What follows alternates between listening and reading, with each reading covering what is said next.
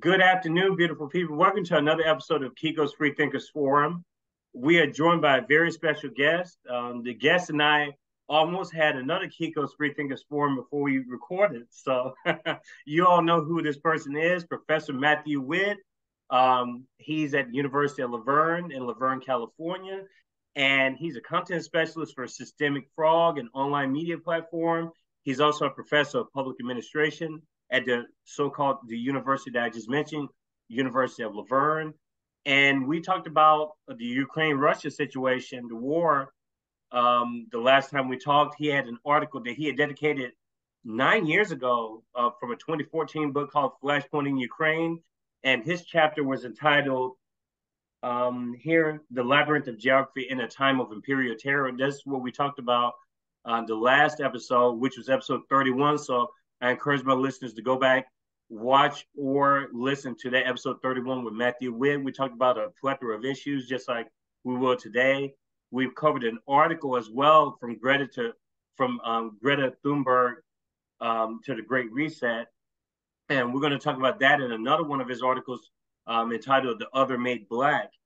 And so I just want to say welcome to the show again, Professor Witt, and we appreciate your acceptance of our invitation. Our pleasure, Kiko, anytime. Yes, and I noticed that you were one of the subscribers because I kind of follow it some. Sometimes it tells me, sometimes it doesn't. And I was so excited when I saw Professor Witt. He's been watching some of the content alongside thousands of listeners and viewers around the world. And so I want to plug that in some because the subscribers, I want them to rise, obviously, but I'm in it really for information and for exchange of ideas, and to maybe see the tangibility of these ideas, going to something that's going to benefit people, not just professors, but everyday people, working people, outside academia, people without degrees, with degrees, and anywhere in between. That's what we're trying to do here, is to stimulate ideas and have a cohesion with the people, and let's delve into issues beyond on and off, black and white. We got to stop this binary way of thinking, and we have to really delve into issues. And when we talk about those issues, let's not demonize our neighbors and the people who we're in close proximity to.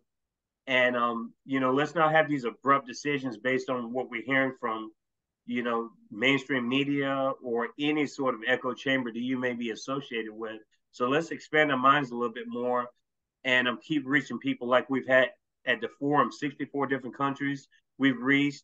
And I encourage all the interested people to subscribe to Kiko's Free Thinkers Forum on your favorite podcasting platform, or also our official YouTube channel.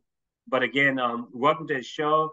And I wanted to get a few biographical details out of the way that I think are important before we proceed with this second interview with Matthew Witt. I want to ask you something about the systemic frog. What exactly is that? The Systemic Frog was initiated by Matt Friend. Now, it's been a brainchild of his for many years, and then he began to formalize what he wanted to do starting about 3 years ago, and reached out to a few of us that he wanted to incorporate formally in a kind of partnership. It continues to be a platform for vigorous exchange, kindred with what you're about, Kiko. And I don't know currently what the subscriber base is for that. His platforms are, he's got a Facebook presence. He's got a presence on other platforms.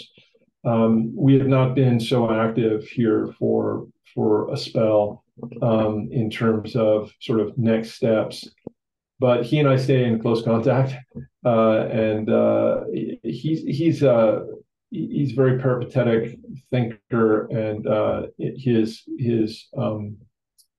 professional orientation is organizational development, in particular around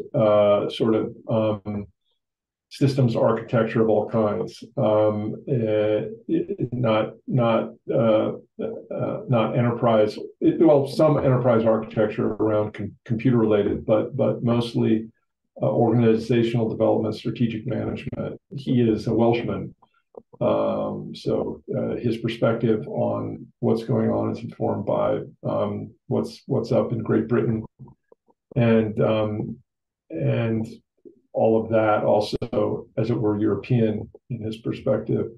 So I could say more, but it's that systemic frog, and he brought myself and Dan Brody in as content specialists, and we had some vigorous exchanges and wonderful idea development over the course of COVID. And Daniel has moved on into an outstanding online portal, intellectual platform, working with Pierce Robinson and others.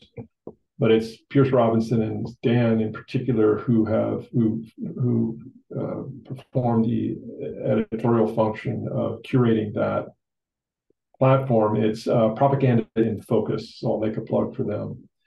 And it's a remarkable vision, and couldn't have been better timing for launching that platform. And so they field outstanding, as you do yourself, contributions. Published contributions for the most part. They're not currently a venue for video interviewing. They are sort of largely a platform for written stuff, and they field from a broadcast of perspective, discipline in academia, outside of academia. It's a go-to venue for cutting-edge commentary and analysis of current events through the lens of propaganda and its many incarnations through institutions, and in a big way through contemporary culture. Is Systemic Frog, could you compare it, is it comparable to these forums like Rumble? And you have all these different ones that are starting to be more popular now because of the YouTube suppression or so. Well, Rumble as a platform has become indispensable as venue for platforming from Russell Brand would be a high profile, Joe Rogan high profile, our friend Jimmy Dore high profile. To all the way to any number of sort of voices otherwise completely marginalized. I've not made a close study of Rumble. It of course, CNN would describe it as a venue for right-wing hysterical conspiracy theorizing, but that's just what they do. CNN, so that would be a badge of some kind of distinction worth considering coming from that source. So Rumble as a platform is indispensable, and it's so encouraging to see that sort of venue for what Morpheus would call pirate signals through the matrix. And I don't know that Systemic Frog has not produced video content, so it wouldn't be utilizing Rumble as such. And I don't know what the plans are moving forward now. It's in a hiatus as Matt sort of nails down some other stuff. So that's worth discussing at some point. Those venues that have emerged in response to the spectacular suppression.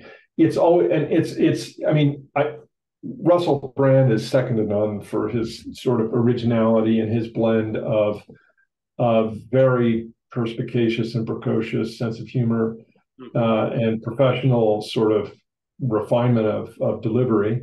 He's a real pro, and with this sort of he'll because he's platformed on YouTube because the market is orders of magnitude bigger than Rumble at this point. Maybe someday Rumble will get there. But then he'll say, sort of, all right, well, for the rest of this discussion now, if for those who want to hear the naughty bits, and so we'll see you on Rumble. Check the link. That's what a lot of them are doing. They Yeah. introducing YouTube and then they transition. Right. I mean, it's such a tonic to see that kind of to see that turning the tables on YouTube and the whole sort of the Ministry of Information and sort of wink nod. It's all a joke. Yeah, we'll see you at we know you're here for pet videos and you're subscribed to me here and you're and you're getting whatever you're getting here, but over here for the good stuff, and then there, of course, the model is try to get subscribers, and so it's a content bundling model. Mm-hmm. But it's brilliant. So yeah, Rumble, and there's others now escaping me. Occasionally I visit, but the names are escaping me because I'm not really otherwise paying a lot of attention to all those platforms, but they're growing in response to what YouTube has become. Yeah. Yes. And I understand that I have to tiptoe through the lilies too with certain topics. I mean, and obviously we're going to get to those topics soon. And it's funny because I think it's Robert Kennedy Jr. He was saying on a pod last month, he was telling the people, I think it was the Matt Hoffa podcast, is a hip hop podcast, and he was telling them they were in a barbershop, and he told them, don't mention these things because I don't want your channel to get shut down on YouTube. Because really their avenue, they've started to branch out more to Matt. I think it's called Matt Hoffa, but they do really hip hop specific themes. But now when you bring on a political candidate, you start branching out, talking about different stuff. And he was kind of giving them a warning because there's obviously something to the algorithm, and some people know how to navigate it with the wordsmithing and stuff. I really don't pay attention to it. I just try to come as authentic as possible without seeming too crazy. But at the same time, it's all good. I mean, we're reaching people, and people want to learn the information. So we can't really self-censor either. That doesn't really help the cause. That's what they want us to do, is to continue to self-censor. But I have to say, Matt, when I saw public administration, it's not something I knew much about, or maybe I didn't know what public administration entailed, but I just didn't know the word for it. Could you explain to the audience that may or may not know what it means to be a public administrator? Like, what is that? Sure. So my PhD is urban studies out of the Urban Studies and Planning program at Portland State University, and I was offered this job in 2001 to help build an urban component to their programs that served sort of garden variety public service professional advanced degree ambitions. And so Laverne had built a accredited Masters of Public Administration program, and it built a Doctors of Public Administration program, and also had an undergraduate program going back to the 1970s. And it was a great opportunity to join energetic venue here at Laverne in the LA metropolitan nebula, and that was the appeal and attraction. Public administration, right? It's terminology that who could find particularly zesty. We serve public service professionals, so everyone from utilities bureaucrats, from those trying to look for a career advancement in utilities, in social services, in city manager offices, at state level, at federal level. We've had people in forestry. We've had people in large utilities. We've had people come through across the gamut.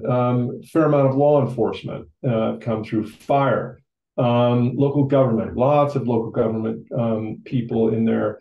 It used to be much more sort of in their 30s and 40s, and age has dropped substantially as younger people have calculated it's better to amortize the cost of education over a longer period and get the jump on career advancement sooner, I presume. Much of this is economically driven, opportunity cost calculations and so on. But we're more and more sort of 20, mid 20s to mid 30s, early 40s population that's just looking for career advancement and in public service. Some of them are freelancing their careers and as the younger ones are trying to figure out, am I going to stay in public service? Is this for me? What am I about? Many of them have a wonderful sort of public serving attitude and outlook. But then the older they get, they're sort of locked in to the career, and they're seeking advanced degree, master's level, if not higher, to position themselves for advancement. So and then we have the undergraduate degree. It's a smaller enrollment, but it's been there for degree completion of folks that put their kids through college and did all that, and now it's their turn to finish their undergraduate degree. So it's been a wonderful place in that regard for assisting people with their aspirations that otherwise feel alienated from, lost in the numbers with the state's level of size of programs, or otherwise are not financially able or otherwise disposed to get into the elite privates. So that's been Laverne's niche for as long as anyone can remember. And so it's done a good job, actually, of sort of it's maintained some ranking status, as a matter of fact, for first generation sort of advancement in life and career. And so that's something we're proud of. My first generation to go to college. Yeah, it's just interesting because I'm glad you explained that, because I was starting to think, but the stuff you publish on is like very variegated, and that's incredible. You have such a list of publications. So I encourage my audience. I'm going to link Professor Witt's his website to where you can see pretty much most of his stuff is available in PDF on his site, just to see the production of literature that he has.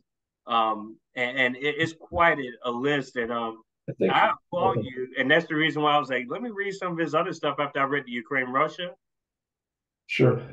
So I take it you mean, because I'm incredibly derelict in building my own anything. I take it you mean Google Scholar, because I don't know where you're finding this stuff in one place, actually. I guess your Laverne site, you have all your stuff pretty much linked. I think I have maybe I have a fairly recent Vita posted there. For what it's worth, people can. Google Scholar does a pretty good job. Oh yeah. I mean, if you're okay with Google, all sorts of reasons not to be, but it's for finding stuff. It's so if people are interested, we're Google Scholar, my name, and the stuff will come up, and then it gives some stats of some kind. There's ratings, right, for impact ratings that index according to citations. And I'm not any kind of player in that regard, but you could get, I've never strove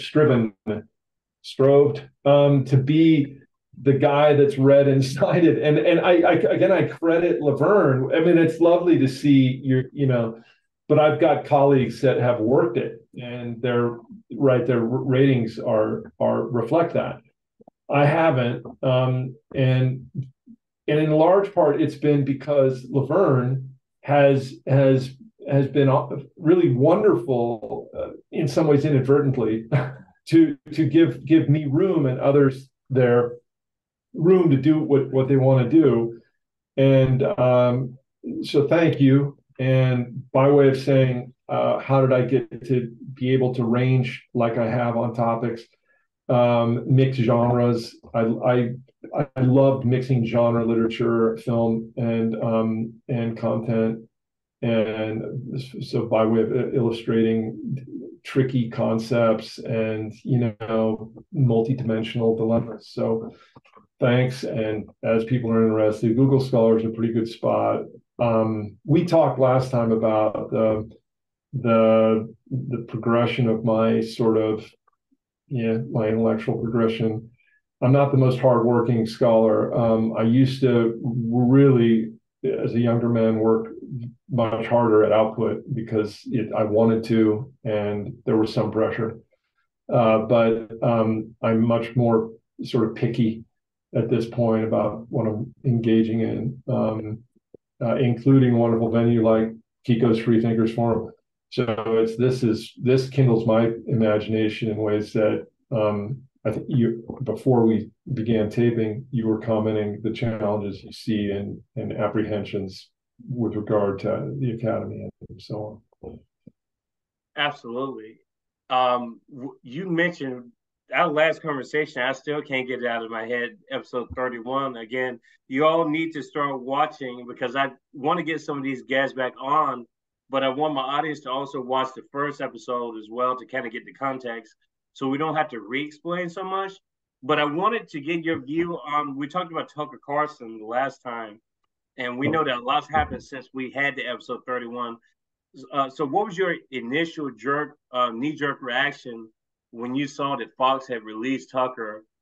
And what was your view when Don Lemon was released? Pretty much, who knows what happened behind the scenes, but they reported it as if they were released at the same time.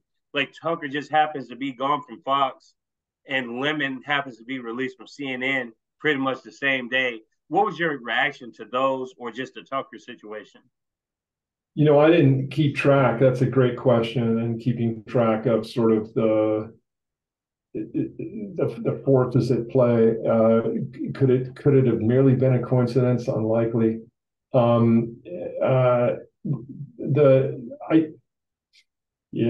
Both of them have been problems as I've seen them for their networks for some time. Lemon for his sort of freelance, again,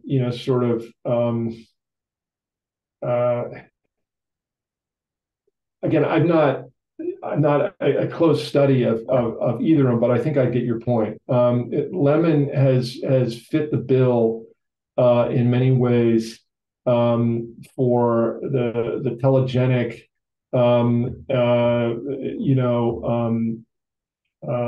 appeal, the sort of faux journalistic, condescension. That's an affectation of these telegenic personalities who have very little going for them, to this pretense that they have really informed and strong opinions, when really it's just a very coached affectation to zero in some kind of facile point in criticism. Lemon was very schooled in that style. And also the other side of that is this faux fawning and obsequiousness for the right kind of people. So Tucker, though, is very different. Tucker did not play that game. Tucker has much more the intellectual and journalistic chops than Lemon and that crowd, and much more capable and much more devoted. Let me say this: this is not the Tucker we see now. Is not the Tucker of not many years ago. At least, on the surface.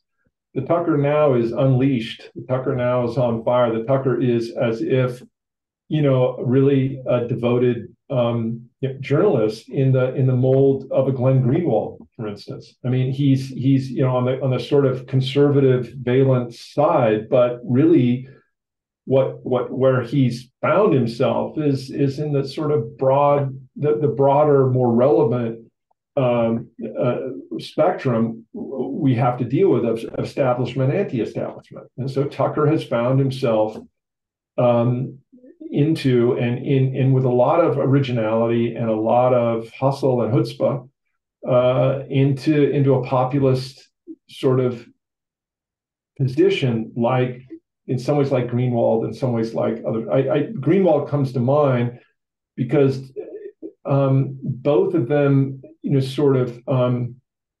both of them dwell and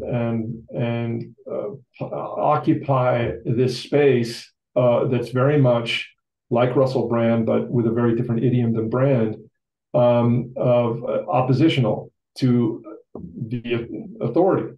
And it's an easy mark these days, Kiko, in some ways. It's where it's a growing market. And so who with any sense of where the wind is blowing and,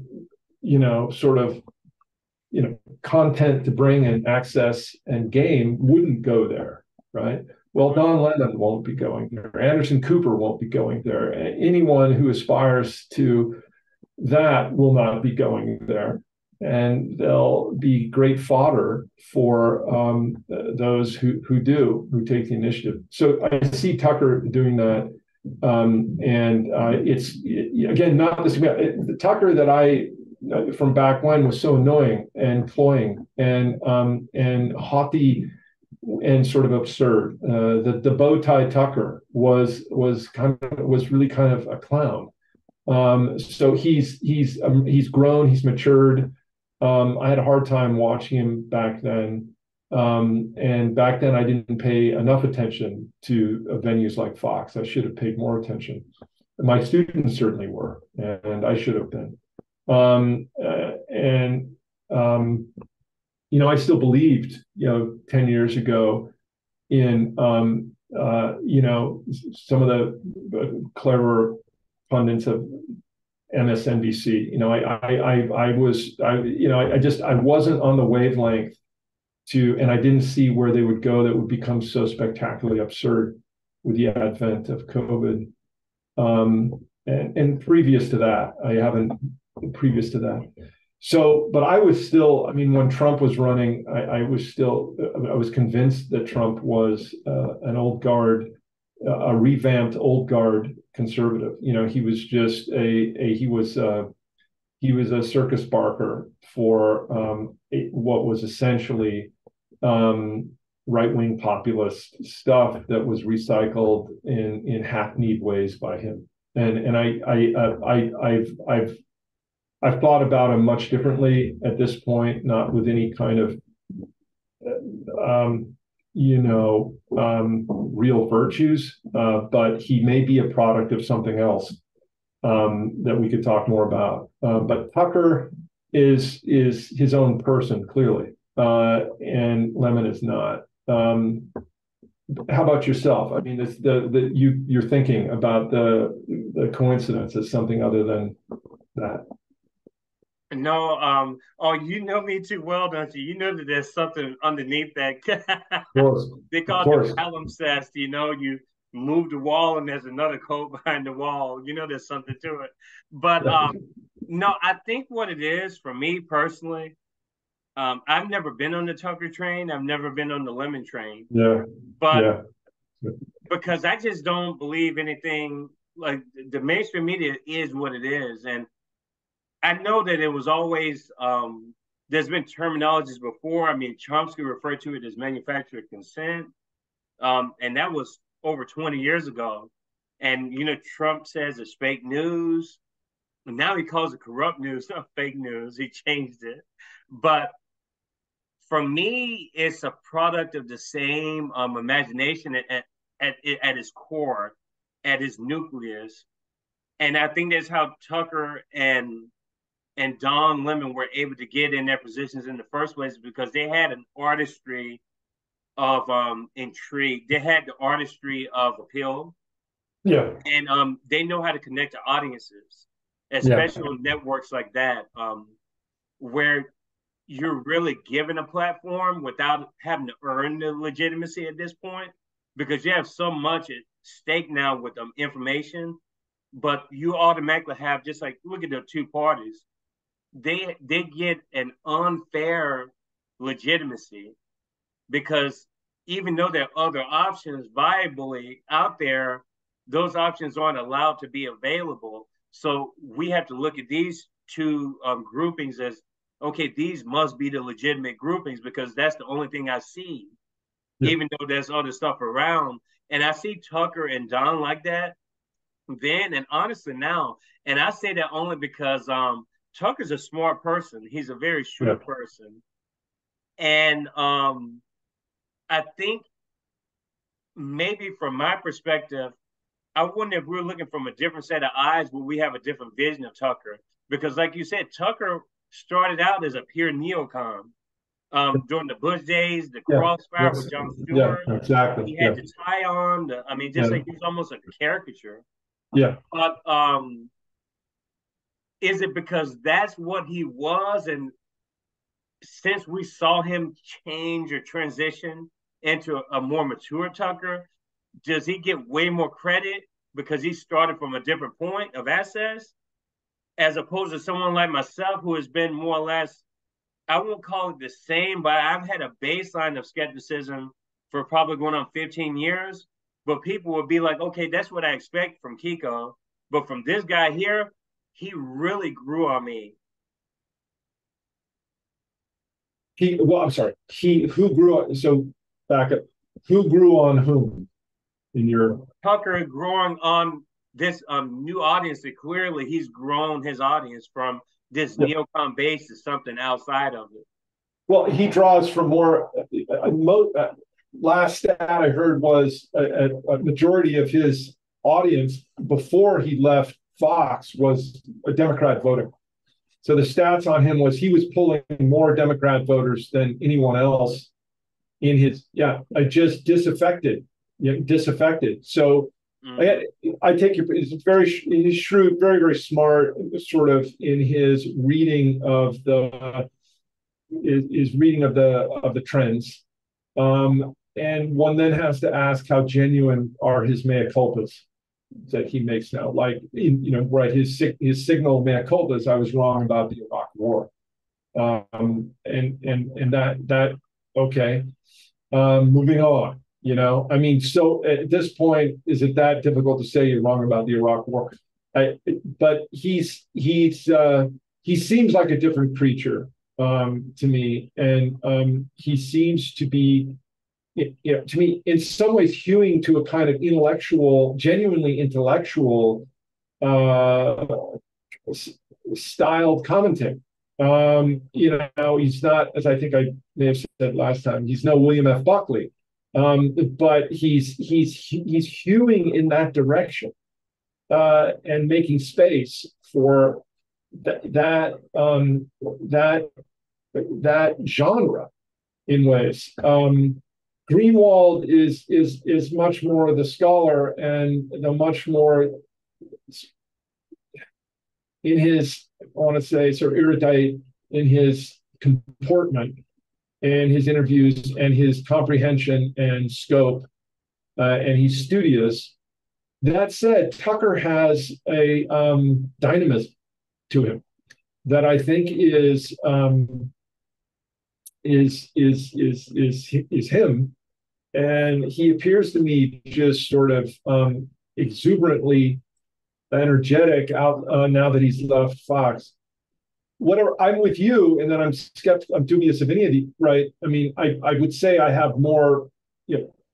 Greenwald has earned more my respect and trust than Carlson, and I don't know how much Greenwald would appreciate a comparison of himself with Tucker Carlson. But I do see some similarities in terms of. Greenwald doesn't have the audience reach, but I don't know. I couldn't tell you his audience reach, but it's substantial. But Tucker, of course, coming off of Fox and all of his loyal, he read. I think absolutely he would have read that. First of all, most of the viewership at Fox, the numbers were for his show. I mean, he was money. And what's startling is to see that they would let go the money. So someone got to them for some reason that was bigger than money. And by the accounts I find credible, it was his position he took on Ukraine. That, you know, they were willing to tolerate. Who's the CEO of? Willing to Murdoch. Yeah, Murdoch was willing to tolerate a lot, but the Ukraine was the line too far. It was the Rubicon crossing because of the enormous agenda behind it, and so that was taboo territory. And I, you know, as we talked about Tucker, I think almost certainly very calculated. He knew he had the numbers. He knew he needed a. He knew it could only be helped launching his platform. The drama, the saga of getting booted off. So knowing for what his savvy is, almost certainly calculated. Don Lemon, don't know. I don't know that he's got any game plan whatsoever coming off of. And nor have I followed what was the acclaimed reason for his departure. I haven't. Was right? What? I mean, I was the writing on the wall for him. He had made some gaffes, I know, but again, I've not paid attention. But a couple of embarrassing and compromising gaffes. But other than that, I don't know what would have been his fall from grace with MSNBC or how much viewership he pulled. I have not paid attention to those numbers. They say for Don Lemon, it was they say at CNN it was a hostile work environment, and that he contributed a lot to that environment. Just like name calling coworkers, like abusing coworkers. That's the story I heard about him, like that he had been like this for a while. But regardless, I was thinking of I'm definitely more of a skeptic for sure. Tucker, I almost see as he's linked with Trump inherently at this point. Yeah. And to me, the Trumplicans, as I call them, the Trumplicans, they're kind of in their own league. But again, to me, it's still the biggest gripe I've ever had of Donald Trump, besides his antics and his publicity stunts and everything else, is the fact to not break away from the political deep state, which is the two-party system. Considering that he was a leading figure in the Reform Party and some of the third parties, even before Ross Perot and after Ross Perot, who got 18.9% of the national vote in the 1992 election with Bush and Clinton. And so I think people, the generation that came after me, don't remember how big of a deal that was at the time for a third party person to get almost 20% nationally support. We haven't seen anything even close to that at this point. We're talking about 30 years ago. Tucker is very much calculated. I think it wasn't just Ukraine, Russia. I think it was also the problem that Fox got into with the election 2020, which I have my own views about the election 2020. I was a skeptic then. I'll never believe there was a legitimate election, the 2020 election.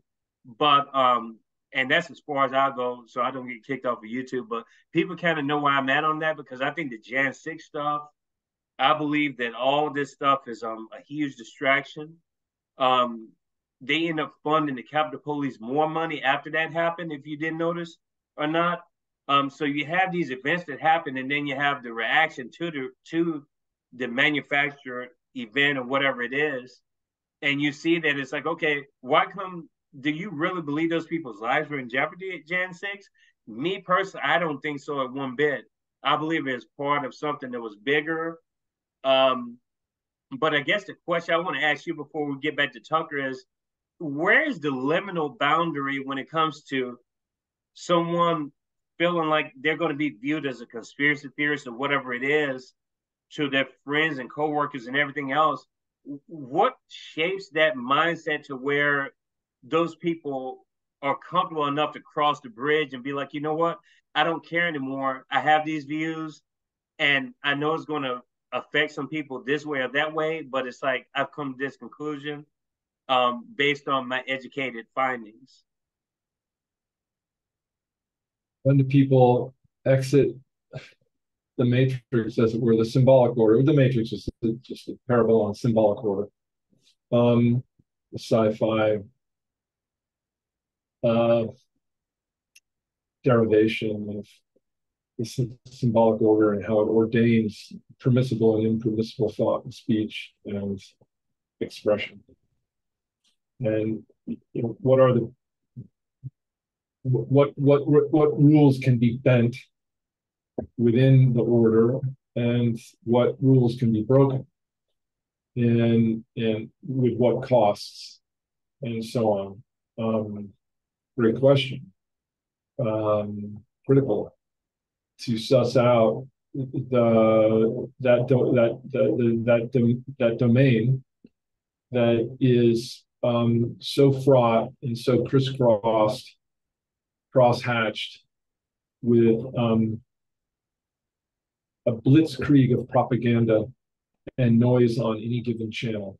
I'm struck by, with even in casual, I get together semi-annually with close buddies going back decades to college and 20s and so on. And just recently, lovely guys. And it's so, in our 6th decade now, and to just sort of there's less energy, but more solemnity to the whole gathering. And but there will flare up, one of these guys, super had at some point, inevitably something about politics will come up, and he made a comment about this. Well, I can tolerate a whole lot, but just don't give me that fascist Kennedy. That fascist Kennedy? Really? And so this guy is one of the most warm-hearted, generous, decent people you'll ever meet. On the one hand, on the other hand,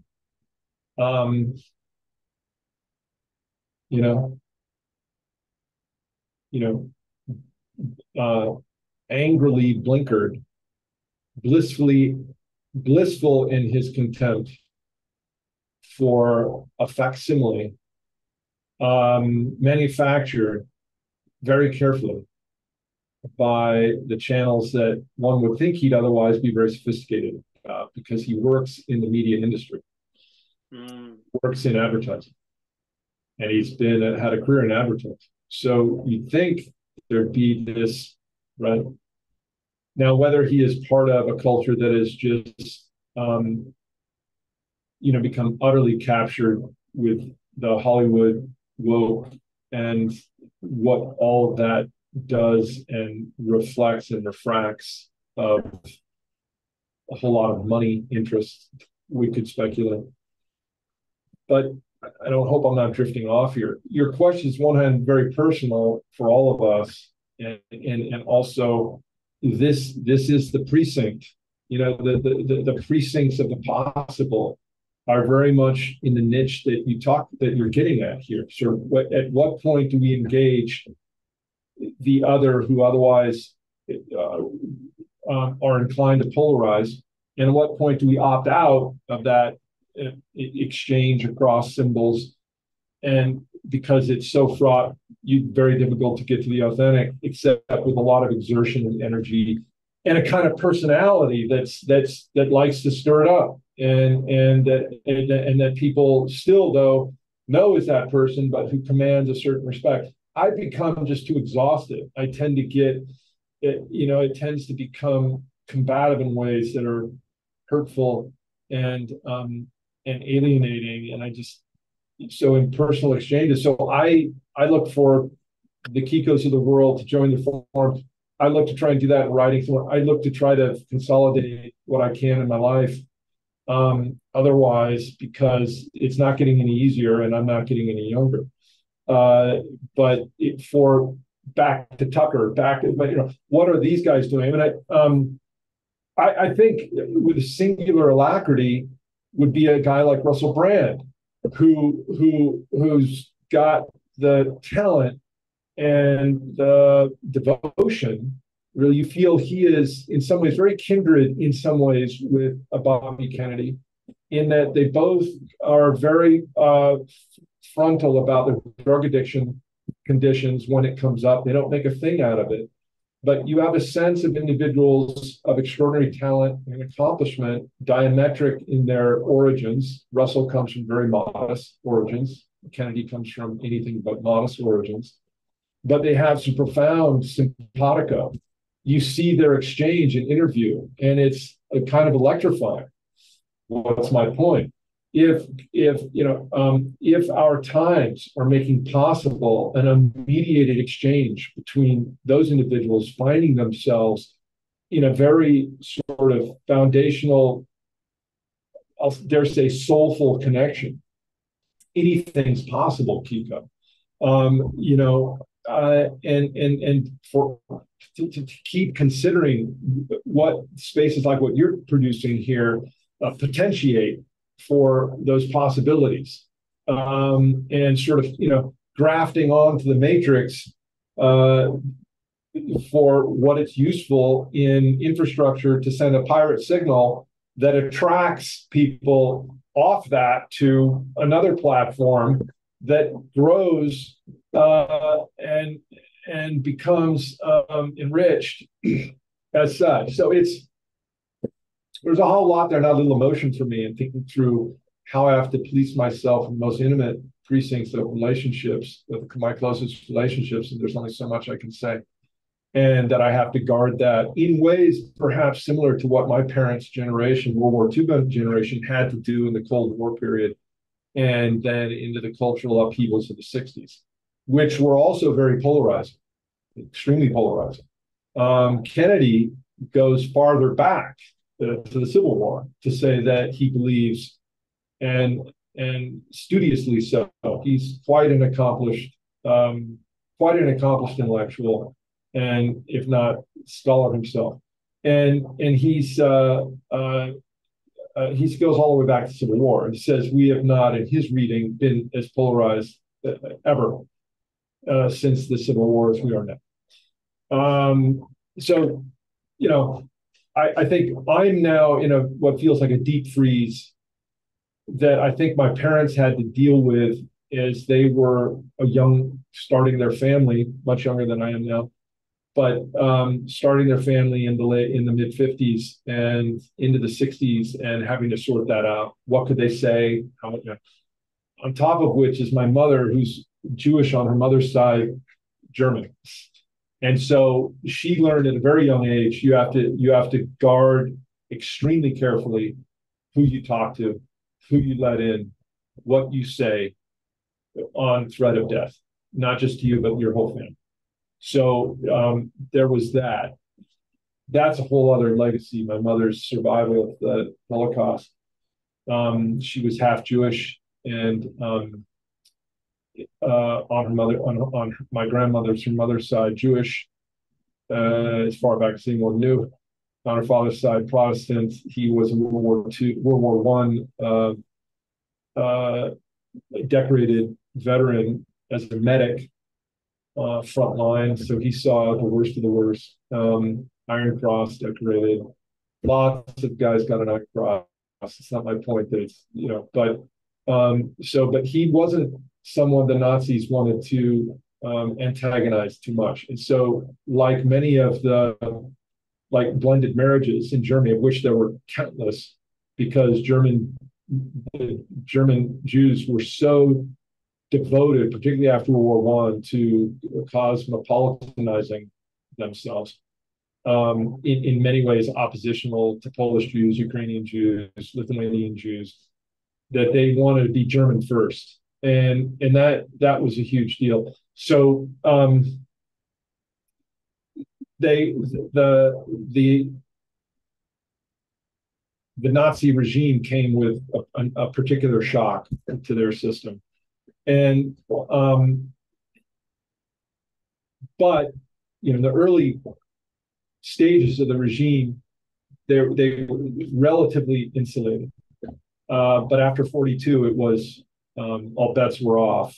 That was after Wannsee conference, and the, as it were, final solution, so called. So then it got nip and tuck. But after Kristallnacht in 38, my great grandparents left for South Africa, and they established before leaving a code that for coded letters. And so they knew that the correspondence would be intercepted. And so they wrote in code, and they established this before leaving. And before leaving also, they established with my mother's mother, my grandmother, that should things get too bad, that they go with a story that my grandmother was an illegitimate child of a Protestant father herself. And they identified the perfect candidate, a victimless crime, as it were. My grandmother's obstetrician was a single man, never married, no children, and deceased. And my grandmother was born to the day 9 months after a visit to the obstetrician by her mother. And they concocted the story that they were pretty certain that under anesthesia or otherwise she'd been impregnated. Something along those lines. I'd have to go back now. But that would make my grandmother half Jewish and my mother and her brother quarter, essentially buying more time. This was agreed to with some hesitation, but after Kristallnacht and her parents left, there was a promise to follow through, and eventually she did. And at a SS hearing, some SS magistrate or hearings officer, my grandmother went and testified. She was pretty sure, and she gave documents and so on. And my grandfather joined her. And he would later say he was never more proud of his wife than the day she lied convincingly in front of the SS. So, hey, there's countless stories of that era. The world is full of these nip and tuck stories, but has had an influence on me. One way to understand where I've come from, where I am, is where, for all of us, where we came from, and that story has been significant. On my father's side, significant story is that Grapes of Wrath, and so his grandparents were very dispossessed. They're part of the so-called lost generation, World War I generation, and they fit that to a T. Both of them dispossessed in many ways, and my grandparents on my father's side. And by 1937, had seen one dust storm too many whip up off the plains of North Texas, and headed to Seattle on a gambit that originated with desperation, but also a tip from a guy who was riding rail back then. They wrote the so-called, back then they would call them drifters, not homeless, not whatever, drifters. It's got kind of a ring to it, kind of a romantic ring to it, and riding the rails. And this guy said, and the standard convention then was, anyone comes ask you for a meal, doesn't matter how poor you are, you got enough to give them something, one meal, and then they're on their way. And maybe drifter became kind of derived from that kind of compact, right? And if you want to do more for them, you can. But if you don't give them one meal, woe be unto you. So uh, this guy comes by. They were in Amarillo, Texas, and I've never been. I should have been. I'm not ashamed to say, but I should go at some point. And here it's you know, you're not a hellhole. But it's a panhandle of Texas, which is not known for its salubrious living, put it that way, and it congenial living. So Drifter comes by, and my grandmother's on the porch or whatever, and they get to talking, and she says they're thinking of hauling out, lighting out for the West. And he says, "Where do you think you're going to go?" Well, we hear tell California is the land of milk and honey. And he says, "Don't fall for that sucker punch." He says, and it was right out of Steinbeck. If the Jodes have just sort of heard this guy talk, there'd be no story. They would have gone to Seattle and done better. Mm-hmm. But my grandmother took the tip seriously, and he said it's a hellhole. It's slave labor camps. It's you want to stay away from that. And this was before Grapes of Wrath was written. This guy just was firsthand, presumably, account. The funny thing on this side story, take more time, but my father recognized this guy's face. My father, artistic sensibilities, higher than average pattern recognition type of guy. After this guy left, he was 10 years old, and he's tugging on grandmother's apron or whatever. And he says, oh, mother, you know who that guy was?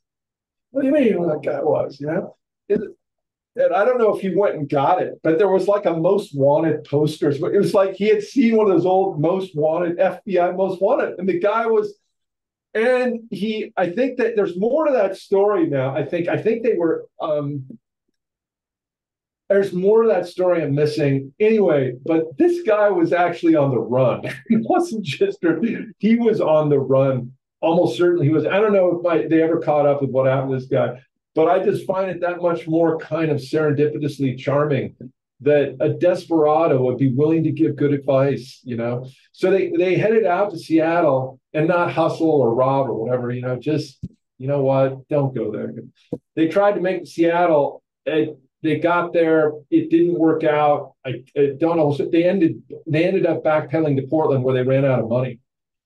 And Portland is where they stayed. It's where they had 35 cents in their pocket and enough to buy the boys a couple of donuts. And father went across the street to the service station and convinced them that he had all the skills of a mechanic that he probably didn't.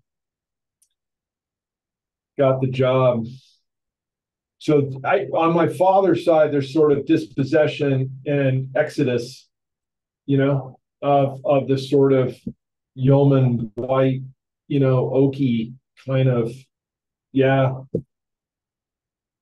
My mother's side is the Jewish storied dispossession, one after another. And so being the product of two dispossessions, leaves its mark. So many of us can speak to these stories. So us, you, me, and whomever, and I think more than a few intellectuals are drawn as such because of that, to work out identity in the face of a world in which you're dubious of membership anywhere, because membership is always an exclusion. And so if you come from the dispossession, you're dubious of inclusion. So there's that. And see, which obviously is a page from the Other Made Black article. That was very much a section where you explained that there, and I appreciate you sharing that personal narrative. And those things definitely shape who we are. The things that never leave your memory, they stay with you. But I was thinking about, I had a question about that, just with the whole idea of groupings, but see, it correlated with what I ultimately thought of Tucker. and then I want to get into like two of your articles some. Um, I don't want this is great, but I want to also get into the content too of the articles. But I was thinking about Tucker and Russell Brand and Jimmy Dore and Rogan and all these people. And I make this comment because a friend, now I consider this person a friend of mine who also creates content. And she does vlogs, Amira Napier. I interviewed Amira on this platform a few months ago, and she was frustrated about just how the channel wasn't growing as much as she wanted. And I was just saying, basically, like, just keep doing what you're doing. You're reaching people. You are changing people. But I do have that feeling myself that I've gotten to the point now where it's like I don't care if it's 200 people or 2,000 people that I maximally reach, because those people can still reach other people.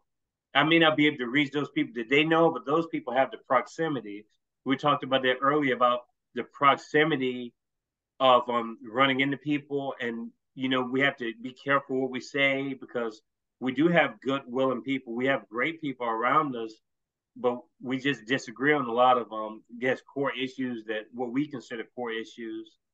But I think Tucker is basically, he's building on the development of anti-establishment, which is the establishment. It's like, at what point do you have the establishment? Like, we can agree that Fox News is whatever, is the establishment, and CNN. So what makes those anti-establishment people not become the establishment people? That's the biggest issue I have with it. And just based on the numbers, when I see that many people sheep herding over, just the amount of views that Tucker gets, like, I knew he was going to be secure once he left Fox. It's not like people don't know who the fuck he is. Everyone knows who he is, whether you don't like him or not. Same with Trump. You can hate him, love him, whatever, but everyone's got the mugshot on their profile, whether you're a hater or you're just obsessed with Trump. And to me, Tucker gets that same sort of treatment, where he's almost put in a canon of the anti-establishment as opposed to the establishment. Yeah, that's kind of where I'm struggling, because it's I don't know how organic it can be once you reach a critical mass. And maybe I'm just too cynical towards the people, but as a skeptic, it's hard for me not to be cynic at times, a healthy cynicism, because you just see it happen so much. It's like you get so many, 100 million go that way. So what happens with that energy of the 100 million leaving this place to go to another place and die on that hill? Do they grow from that transition, or do they just go into another bubble? yeah. I dare say, whenever 100 million people do anything, all of a sudden, it's not a good thing.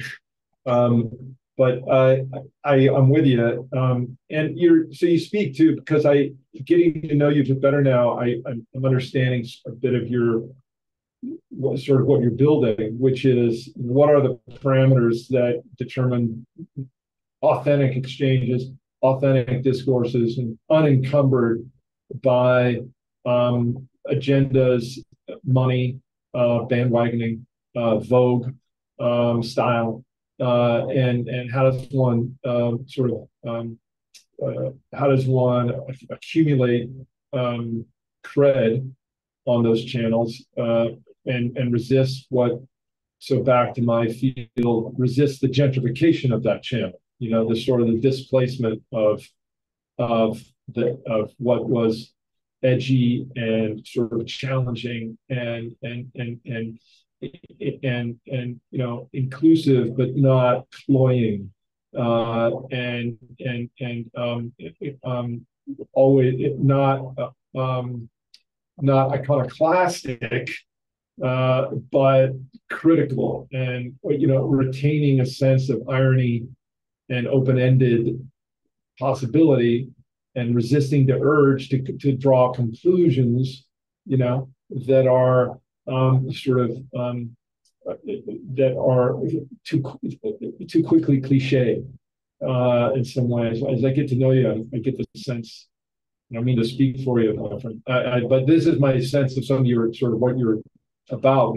It's in the title of your of your program, free thinkers, and sort of what is the what does it take to occupy that space and then transact meaningfully with others outside of that? Because I mean, I take this very seriously. This is not merely an intellectual exercise. The times we live in demand that we span our voices, demanding, and I could do a much better job, I think, in that regard. So I'm grateful to forums like yours, where guys like you with that vision can host these discussions. I simply don't get to have these discussions otherwise. Academia has completely crowded out this discussion, completely crowded it out. Breathtaking, what has overtaken academia. Yeah, back to sort of the Tucker, the Trumplicans. I like that. You gotta copyright that. No, I can't. I get it. It came actually from the first person I heard use it was Do you remember he was in Illinois? Bogovich, I think is his name. Bogovich. Yeah. He's the person I heard use that term, a Trumplican. I was a traditional Democrat, but I became a Trumplican. Like he's who I heard say that. So, and there it's Trump is a phenomenon. If we could touch on this briefly, and then we can get to the other Make Black as you wish, or Greta and so on. But he's a phenomenon. He was a Democrat, right? Just like Reagan was a Democrat. Reagan was a New Dealer. Ronald Reagan was a New Dealer. And I don't know for his biography or what would be considered one worth reading. I don't know that I can't even. I don't know who's written it.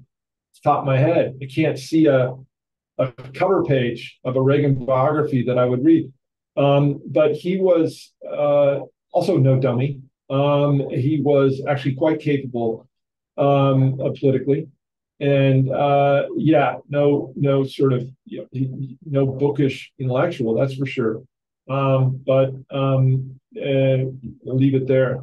But and Trump in some ways similar. Both are media products of the media, and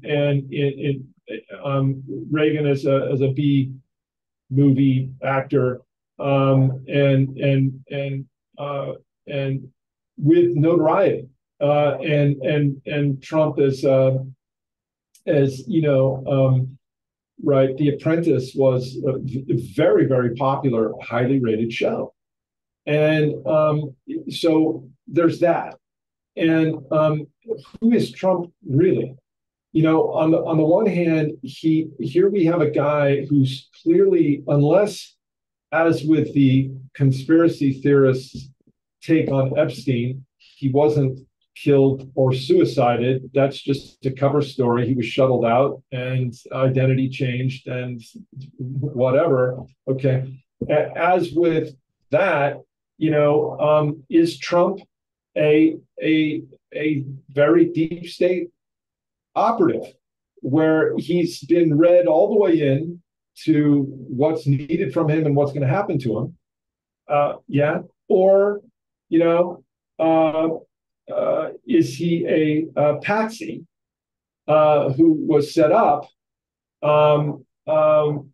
Lee Harvey Oswald style, a guy who has deep and enduring state connections that are, if not the deepest, then certainly close. Certainly, Trump has those connections, and he's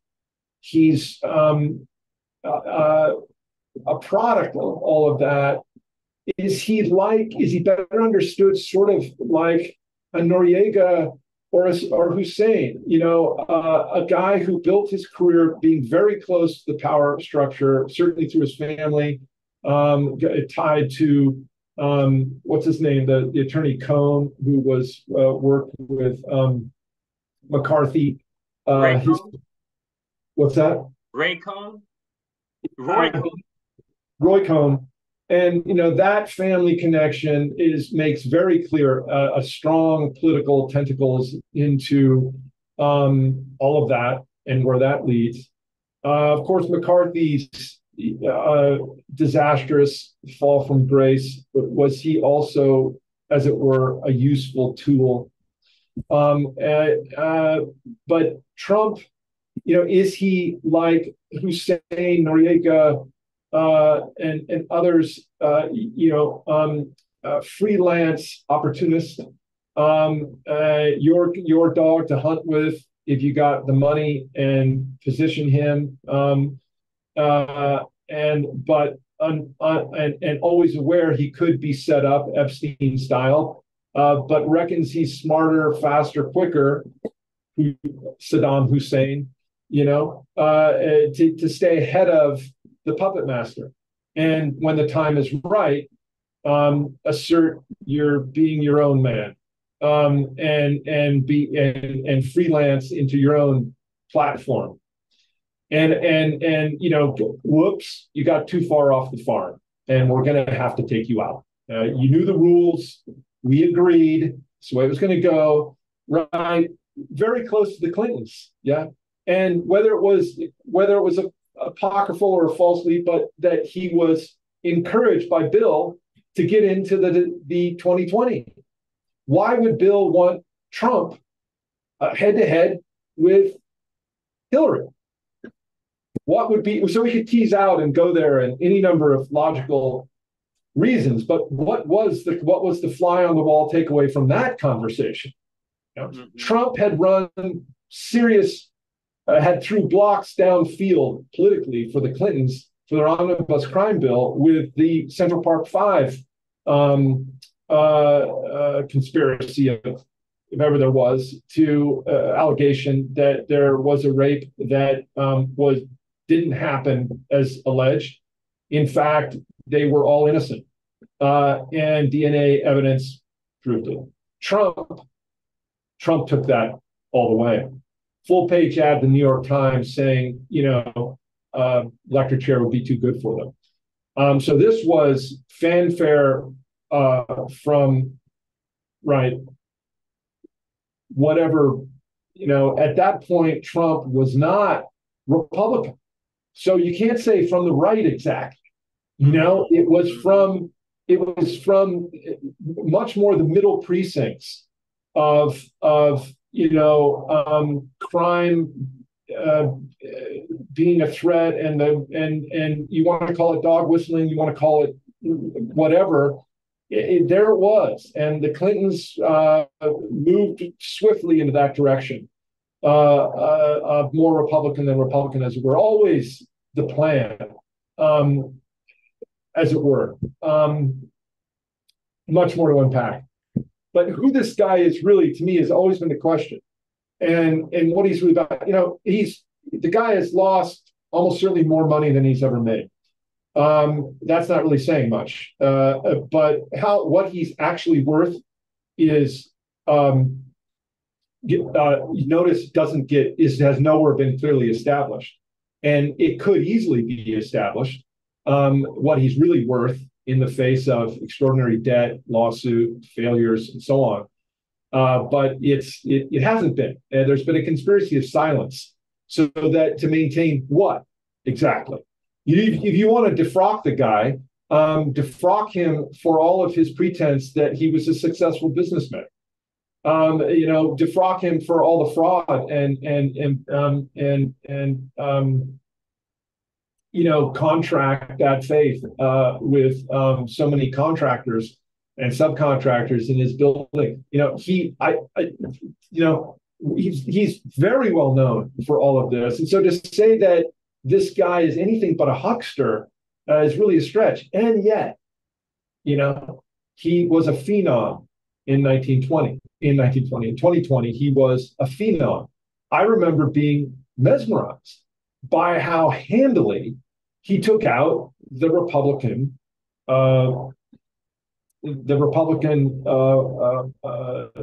nominees,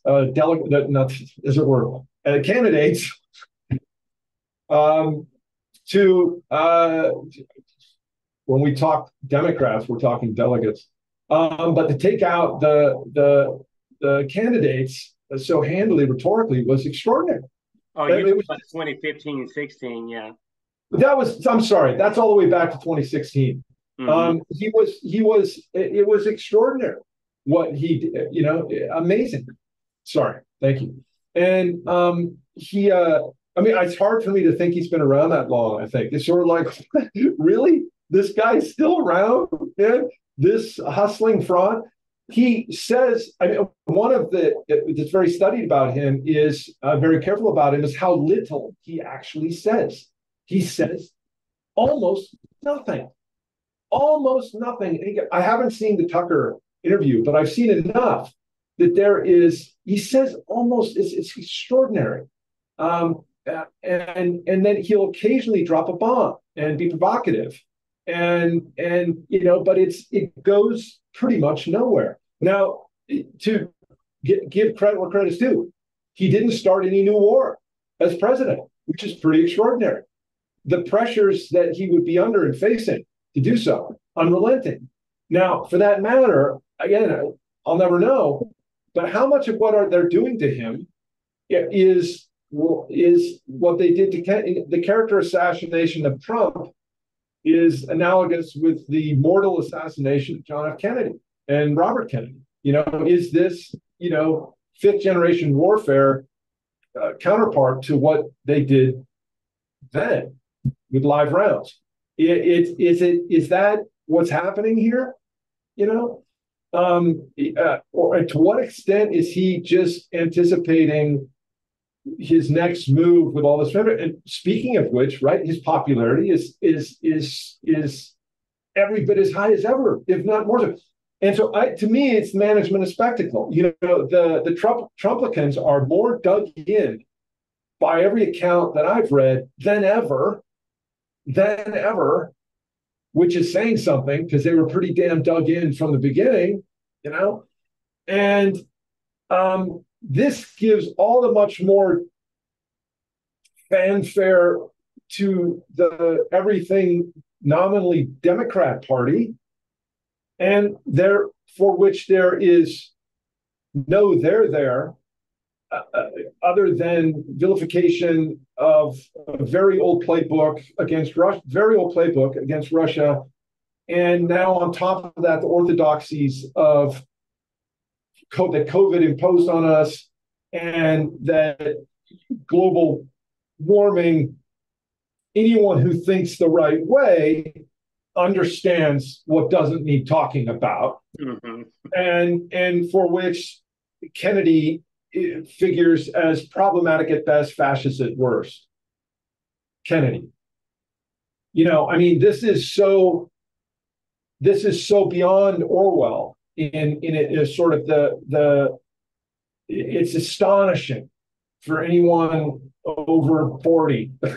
I think to have any kind of vista back, it's astonishing.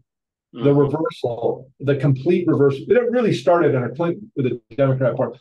You could say you could go back to deals, the befuddlement of the Carter administration. Really, you could say that the beginnings of the breakdown of the Democratic compact with labor was then, for all sorts of reasons, Bill Clinton force magnified that in spectacular ways.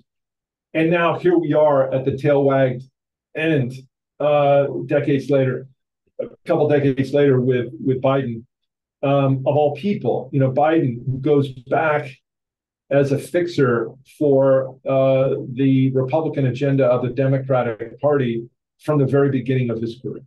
That's been the sole purpose of Biden's career, is to launder what had been a Republican, business roundtable agenda, launder that to work into, right? And this, what Bill Clinton did with spectacular alacrity, got to give credit where credit's due. But Biden is the final, right?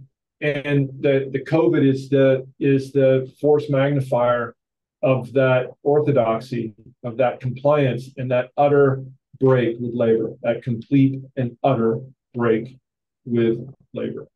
So you'll have much more school people to talk with than myself on all this, but I'm struck by it's bedeviling. Trump then plays this remarkably too perfect role as a Polaroid. It's too perfect. And early on, I was back when I was active in community in Facebook before COVID, before the censorship really and the algorithms and the getting knocked out really kicked in to Facebook with COVID. The throttling, it was lively. And in those years, this sort of 2016 to 20 years was pretty lively. And but I would pose, it's too perfect. He's too perfect. Trump's antagonisms are too as if made to order. He does way more for the Democrats should genuflect before the demigod of all things Donald Trump for what he has done to consolidate the not much and less all the time that the Democratic Party has to offer. So it was too perfect to me, and his ties going way back to the Clintons as a kind of in a kind of mob lieutenant way, serving their purposes, is too perfect. You look at where this guy comes; it's just all too seamless. And he was anything but reliable in COVID. Anything but reliable. He was fundamentally a sellout, essentially a sellout. The front end of it, when he was there on the days with Fauci and second guessing the vaccines, well, there is hydroxychloroquine. Yeah, well, but I mean, that was this sort of weird aporia. But what it really was Trump signaling his base that he's a guy that you can count on to call stink on vaccines but then absolutely goes nowhere, worse than nowhere. He endorses the rollout. So I don't have much to say here, I guess. That the phenom is something that has to be interrogated because it's not going to go away. And on one hand, Kiko, true confessions, I want a mobilized base as big as it can be against the truly fascistic, totalitarian aspirations of all things Democrat at this point. I mean, I truly want a flank. I don't care who it is. I want a flank that is numerical enough that the establishment knows that it cannot beat and will have to accommodate. And I see the writing on the wall everywhere that, triggers up the Trumplicans for very good reasons. I just wish there was an alternative to the huckster, fraud, snake oil that he is. Oh, but there is, right? There's Robert Kennedy, who, what anyone thinks of what might be untoward influences that linger, or his position on Israel, for instance, which is sort of inexplicable, given this guy's otherwise extraordinary discernment in other matter, in my opinion, is beguiling. And will he, right? Is he just moving the Overton window just only so far back, in pulling it back only so far where we still remain gaslit? We'd still remain gaslit. I'm kind of like, it's such a moot point. If half of what Bobby Kennedy claims he wishes to achieve, he actually does wish, a fraction of which he could, he's worlds apart from everyone else. It's right. Ramaswamy is interesting for how page out of Trump he takes, but with really far more alacrity and far more Teflon, I think, in a way, because he's a credible guy in many ways, where Trump is just incredible or uncredible. Ramaswamy.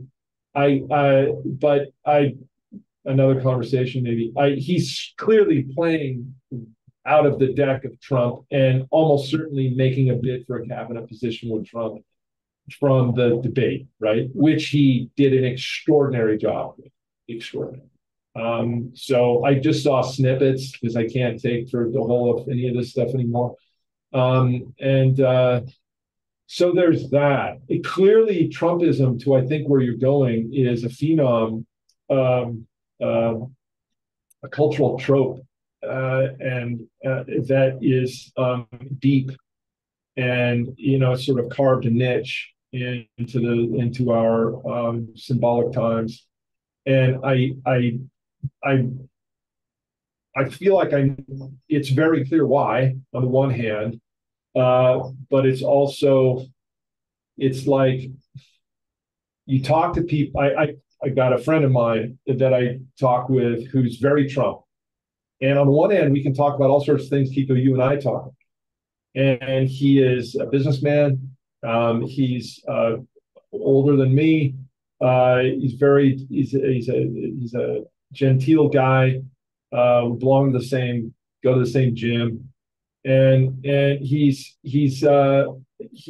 all of that. He's knuckling up for what's coming. He's buying all the ammo he can in Arizona because it's been made more and more difficult in California. He's that guy. But he's otherwise, well, he is also not otherwise. He's also a very reasonable guy in sizing up very much what we're sizing up here, and far more so than my PhD colleagues. Far more so. He's far more curious, far better sort of read in the news, far more attentive in sort of the realities on the ground than anyone I work with. I have to, right? That's who I could have more conversation with in fundamental ways than any colleague I have at this point, and feel less at risk. And myself actually learn something about, well, where'd you get that? Right? And inevitably, it comes back to, God bless. Here's hoping Trump, right? And I want to say to Bob, you do know he was a Democrat. Because Bob is a kind of lifetime Republican, right? Bob, you do know that he was a Democrat. Well, so you kind of I can short circuit him. But there it is. So what is this elan and allure that Trump, which is nominally dangerous? I mean, it's what he triggers up, going back to the omnibus crime bill, is the same old dog whistle stuff on the one hand. On the other hand, though, he is also anti-establishment. He's right-wing anti-establishment, but he cannot be whatever he really is can't be dismissed. It's 100+ million people. You can't dismiss. Back to where we opened, wherever 100+ million people are going in a hurry, you don't want to be. So, what other option do people have? That's the question. I'm kind of that's the curiosity, and also the skepticism that I have, because I've listened to, and I agree with pretty much a lot of what you're saying. I know for a fact that Trump is a deep state puppet. How do you convince people of that? You can't, because if you're a Trump supporter, then you're automatically contradicting your premise. So you can't confess you're part of the deep state, because then you'll be admitting that you're full of it. So that's the tough part. And just the interview with Tucker, I didn't watch most of it because I already knew what was going to be said, because Tucker asked these softball-ass questions, not trying to probe and criticize Trump because he's a Trump supporter, which is fine, but support someone, but at least, like, where's the journalistic integrity when you're not asking about Julian Assange, who's the most prominent political prisoner now, but it's because your Trump administration had a chance to pardon him. He chose not to pardon Assange because his Secretary of State, Pompeo, is the reason why Assange is in Belmarsh prison in the first place, because of the Vault 7 and all the stuff that That's right. Assange had Thank you for against bringing up. him. So he automatically has ties with the deep state. And a lot of his supporters would say Trump, the people who he's surrounded by, I'm saying, you think he's that dumb to not know who's in his cabinet and to not know who's pulling strings in certain avenues? And So, Trump is smart at that. He has a way of connecting with the base, but also releasing himself from the blame, just like the COVID stuff. I mean, this was under him that it was expedited. that's right. But his Warp own speed. followers are giving him a pass. I'm like, Yeah. well, what? Yeah, that's right. Thank you for both those connections, Assange and Warp Speed. Along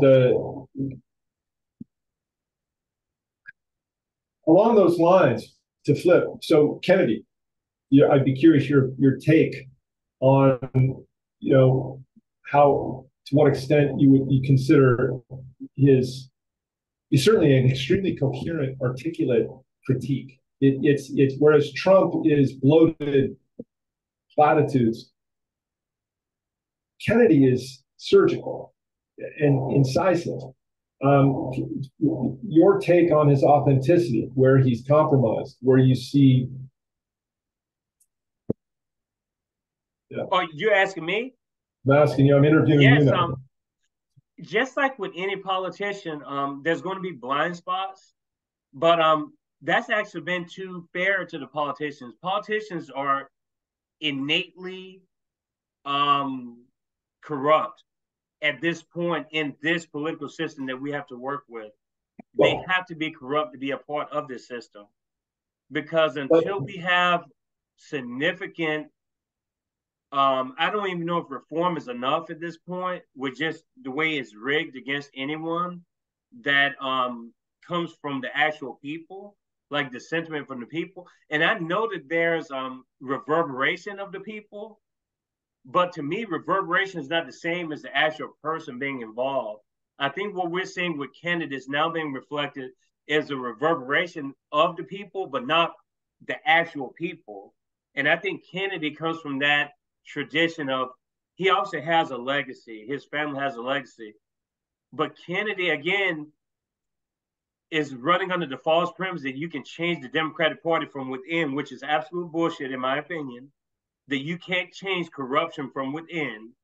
I think that's I think if that's his intention, it's honorable, but it's also very, very deceptive from my standpoint, just because I think we've seen this try to be done before, which it can be done before.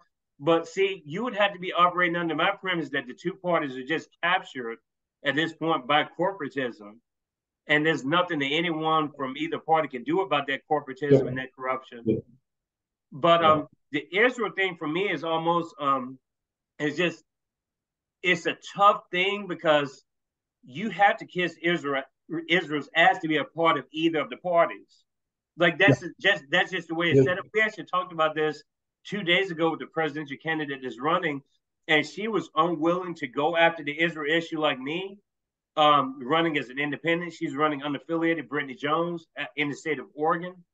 But she said she doesn't know a lot about it, but I was explaining to her that AIPAC is one of the largest lobbies in Washington.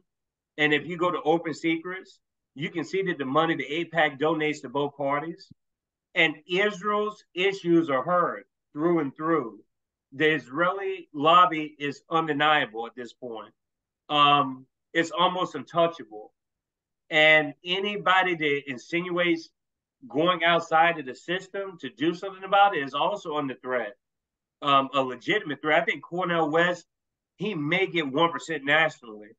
I think a lot of my friends are delusional, and I'm not trying to be mean, but Cornel West, I've known about him for a long time, but he's only going to be able to garner so much support because people are going to be sucked in to either the populist right, the neocon Bush people who unwillingly may support Trump because they don't want to support the Biden and his corrupt side as well. I mean, it's absolutely crazy to me. Like, what is a Democrat and Republican at this point? Like, what matters do they even make at this point? because it's like almost like the same kind of I don't know. It's hard to explain to people that it's pretty much the same.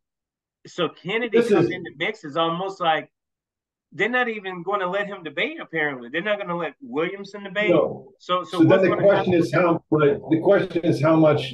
Back to this sort of theme that I'm extracting between us is this authenticity notion, and what right. Who are the tribunes of that? My take on this, first of all, I'm with Greenwald that we're really talking establishment and anti-establishment. You're nominally Democrat, you're nominally Republican, but you're so captured by everything from AIPAC to Big Pharma to you're so utterly compromised by the military industrial and its tentacles into biotech and biomed, and it's morphing into full spectrum everything, Internet of Bodies. There's just it's just so many Agent Smiths. There are those there. Cynthia McKinney from Georgia, who's been consistently anti-establishment and forever. Is she in and out of office? I don't know where she's at this point. Oh no, she's a pariah now. They don't even mention her anymore. Like she lives in Bangladesh now, and she's in Bangladesh. Didn't she have 2 runs in Congress? She had a couple runs. I mean, she held office, House of Reps for 6 times in Georgia. There you go. So that's a record. What's my point? I mean, sort of inveterately, courageously anti-establishment and defiant, and so nominally Democrat. So back to Kennedy. I have a theory about Kennedy from his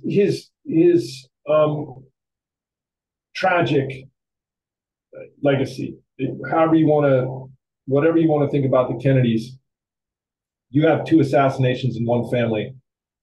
You have to accept tragedy as a feature of that experience, and I think that he is very aware of what that means in American history. I think he's extremely studied as well. I think in his own biography, his struggles with addiction and identity and him becoming himself, becoming human, cannot be dismissed blithely,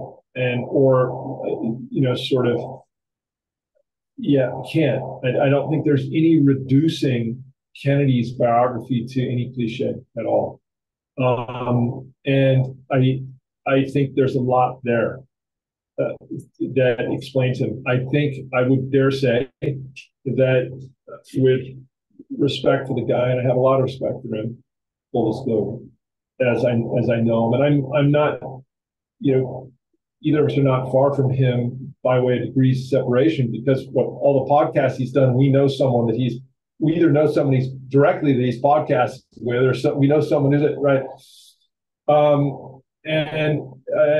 I think that his attachment to the Democratic Party has something to do with his own journey of redemption. Yeah, I think that to him, redemption is what saved his life. And I don't. It's like such a clunky word. It's so loaded, redemption, right? It sounds so cloying and hortatory, and I don't mean that. I mean that it's the only word I can come up with to explain what otherwise doesn't really add up. He says that the Democratic Party of his youth is the one he wants to restore. He says all of this, but reasonably, to your point, so many people who otherwise are confident, have confidence in him, not faith in him, are like, are you kidding? And advisors and so on. And he's been very steadfast. And I think it's very genuine. I think it has to do with his biography, inextricably bound to the party and world history. his uncle died, arguably for whatever were all of the uncle's flaws and deep state connections himself. He was killed because he was a traitor to his class. And he signaled that he was his own guy in the face of a then military industrial complex that would take no prisoners. And he knew it. And he knew he was walking the line of execution. He knew it, like Martin Luther King knew it, in different ways and in different trajectories, but both knew it. Malcolm X knew it too, almost certainly. What's the point? Then his father killed, right, for hewing in some ways even more so to that line, because John F. Kennedy was never a populist. And I think any historian biographer would characterize him that way. He was much more a systems guy, much more technocratic, much more, this sort of best and brightest generation kind of, and you hear his speeches to that effect. It's clear. But Bobby Kennedy, Bobby Kennedy, after JFK's death, was in some ways, again, cliche, reborn. And his of course, a political animal, very, very political. Bobby was staffer to McCarthy in the Army McCarthy hearings. He was a staffer. He was a diehard Cold Warrior. Mm-hmm.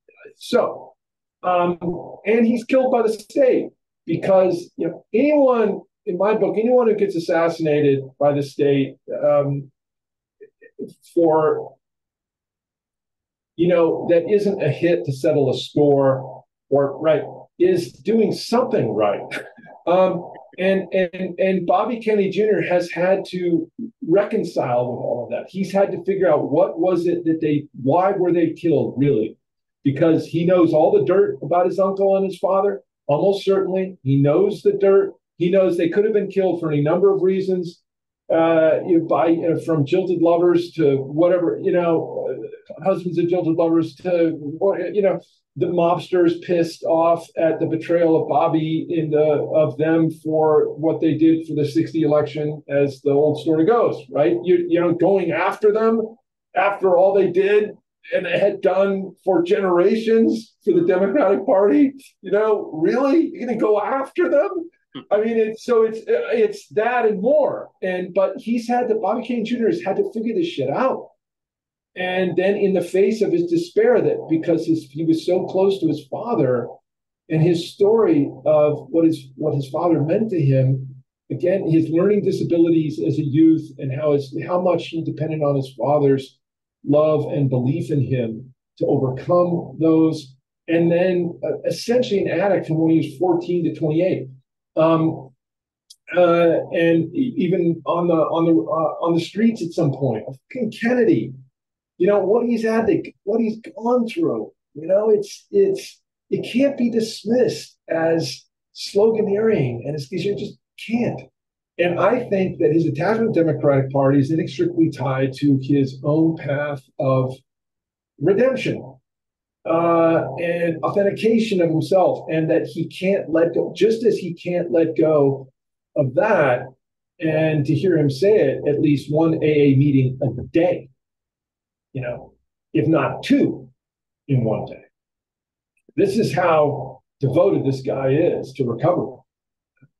And that he's the party represents to him something that if he could save that, he can save anything, and he will have finally saved himself. I may be a stretch. This may be a stretch. But to me, the layers are deep and profound and singular. You cannot, this is not, yes, many people have struggled with addiction. Yes, many people have come from a home shattered by violence. Yes, and yes. This is, yes. All of it on the orders of magnitude, it's different, unique. To me, that explains this. And the Israel thing, that's a longer discussion. I want to check in with you on the time, my friend. Yes, we got about 15 minutes left, but no, it's more so the system. And honestly, I think you may be a little bit more inclined to having hope in electoralism than me. I would actually argue that electoral politics is very low on my priority list at this point. But I platform a lot of people about electoral politics because they have other great ideas, and I think that they have a genuine interest in trying to help build a more coherent and genuine electoral process that we have. And I want that. I just know that we're not going to get it at this point if we don't have some kind of a massive seismic shift in psyche, Yeah. and be serious about changing the Federal Election Commission and changing the rules that are already in place. Which why would either party want to make it fair? Because then that would ensure their loss of power. And they say it a lot of times themselves. You pretty much heard even Trump. Any person that's running under a party banner has at one point or the other said we need a strong opposition to us. And what do they mean? They mean the Democrat or the Republican. Pelosi has said it, Biden has said it, Trump has said it on the record of having the importance of having a strong, a strong opposition. And what do they mean by that? To keep the system the way it is. They're not talking about third party people or anything like that. They're talking about the red and the blue team. Like, so this is all establishment stuff and trading deals under the table and in back. It's all establishment stuff. But I think that fits pretty well as a moniker for what your lament is for electoral politics. To be clear, too, for me, no confidence whatsoever. I think that the only hope in politics, and it's slim, is local. It's school boards, it's city councils, it's town councils, it's commissions. Those are still open nominally, especially in the smaller jurisdictions. And why do I say that? Because you can a lot of what happens from the top down is carried out at the local level. And a place to monkey wrench that is local office. And it's if nothing else, it's a bully pulpit.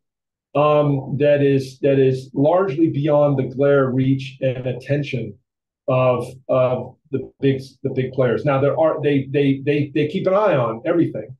The panopticon keeps an eye on everything, and they can flood the zone with money at any given time. But the farther you go local, the more it's too much to control. It's too many channels. And so the establishment focuses on the large volume channels, the 100 million channels is what they're focused on. And that leaves degrees of freedom, an awful lot of degrees of freedom at the local board levels. Okay, that's for what it's worth, not to be Panglossian here, but I think that's the only, for me, Kennedy could signal a cultural shift in outlook and perspective and willingness to ask questions. And his performance at the hearings on censorship was pretty spectacular. Mm-hmm. I must hand it to the Republicans. I must absolutely hand. I mean, my faith is restored in at least the alacrity of these players to nail down an argument and to set a trap for their opponents, in this case, the Democrats. And because the Democrats came out flailing and never stopped flailing, looked absolutely absurd. It was a spectacular profile in the collapse of any legitimacy whatsoever, including their own witness from the ACLU, waffling on a very simple question of what role the government has. The ACLU waffling on what role the government should play in determining sort of censorship, and the ACLU waffling on that. This was theater of a kind I have never seen before, and I'm grateful for it. I never think I'd say I'm grateful for political theater. I am grateful for this because it was an opening of sorts. That hearing was an opening of sorts, where anyone watching and the repost and so on could make pretty clear that there is something significant to talk about when it comes to defamation and censorship and suppression on the channels of critical information for the good of the public welfare. That was remarkable, and I'm like, I never thought I'd see the day where I'd say something Congress did was anything other than mostly spectacular bullshit. So for what it's worth, we never got around. I want to check in the other Make Black or any. I don't know what I want. Is there something in particular you wanted to talk about that piece or? No, we're going to have to save it for a third interview because I got a couple more questions for you with this. I'm not going to let you off the hook. I have a question about RFK. So my question to you, and I'm not saying that you even, I'm not exposing you as far as like who you're going to vote for or anything like that. But let's just say that RFK, he doesn't win the nomination for the Democrats. What's the next step? And another question I have, hypothetically, if he did win the Democratic nomination and ultimately won the presidency, what does it look like after his term is over? Do we just go back to square one again? Or does he actually, or is it just like a burning movement 2.0 or 3.0 where people shift for a while and then it's like it just fizzles out? Yeah, he's no Bernie. Bernie is complete fraud. Yeah, he's definitely. He's a complete fraud. He's a spineless fraud. And whatever Bobby Kennedy is in his entirety, spineless and fraud is not how I would describe his weaknesses, his blind spots, as I see him. As if I'm one to comment. I want to back up a bit. What we were talking about, Tucker and Trump. I really like what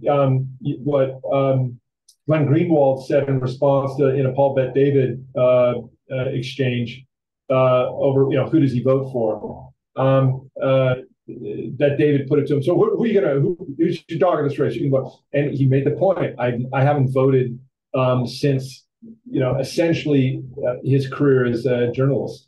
And he said that my reason for that, and he's very principled, was it simply compromises me.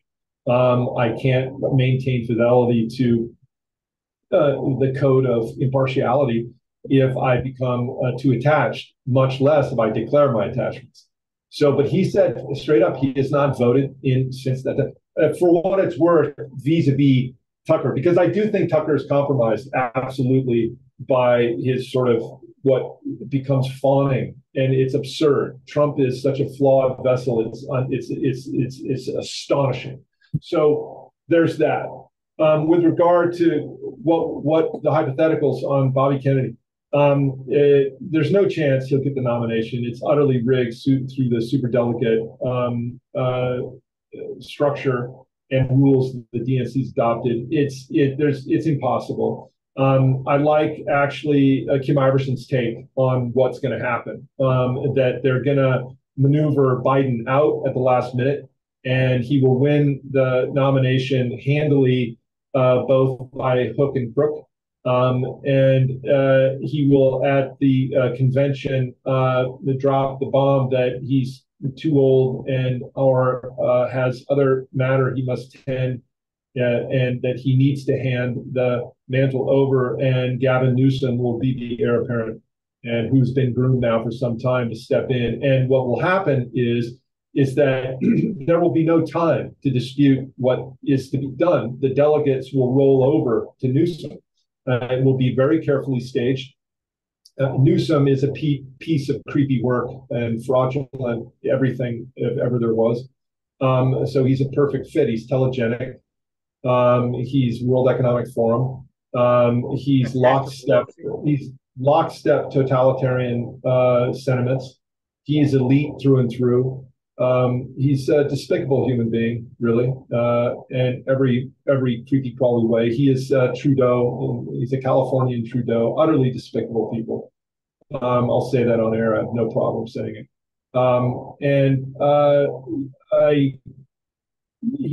But he's here apparent, and that's what's. I think Iversen. I don't know if she's the first to call it, but I think she's quite canny and astute. And she's an honest reporter, and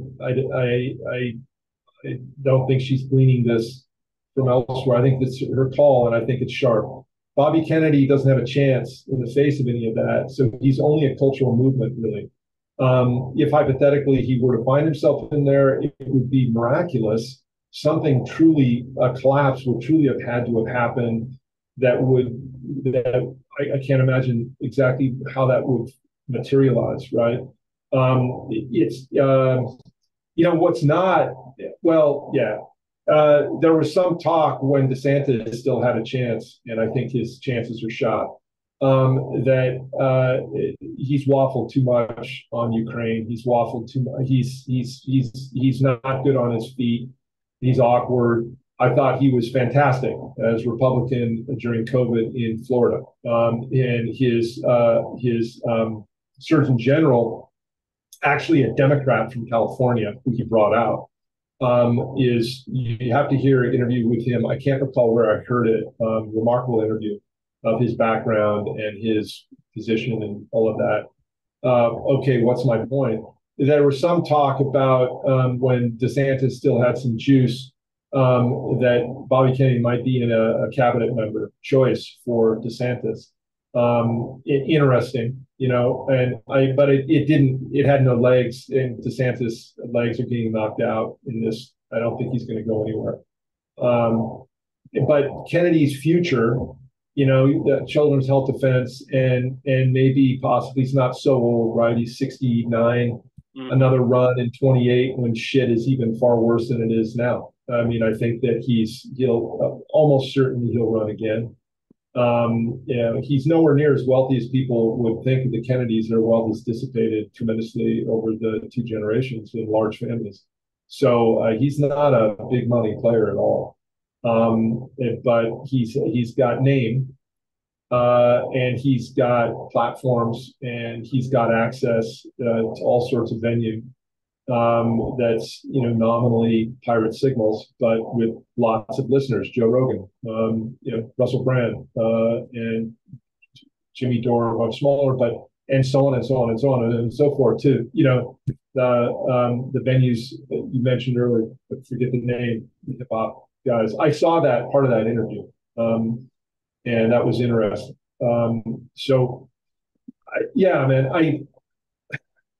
There's no chance, and I don't think he deludes himself into thinking there is, but nor can he get up every day and say it's hopeless. No, none of us can.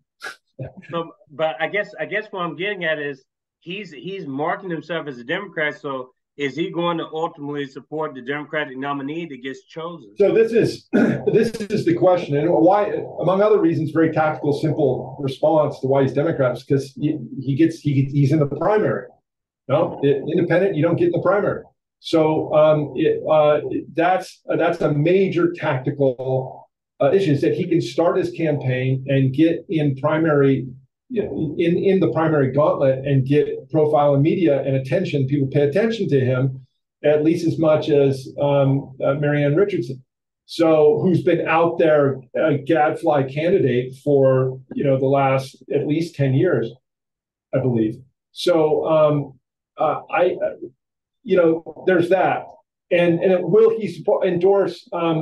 You asked me personally, I'm going to tell you in our final minutes, absolutely not. Kennedy is not, if he doesn't, that's my call.